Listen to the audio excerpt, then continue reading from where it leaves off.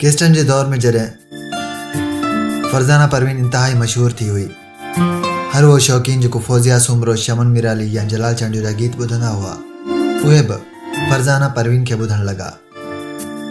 पर उन्ही खां पोइ इन विच में का बि अहिड़ी फ़नकारा न आई जेका फरज़ाना परवीन जी जाइ पूरी करे सघे। पर हिन दौर में गुलकारा ऐं टिकटॉकर फ़ाइज़ा अलीअ जो क़दम फरज़ाना परवीन जी जाइ जो पूराओ आहे। फ़ाइज़ा अलीअ जो जनम 9 अक्टूबर 2002 ईस्वीअ ते हैदराबाद में थियो। हिन ॻाइण जी शुरुआत 2018 ईस्वीअ में फ़नकार वकार मलाह जे सहकार सां कई।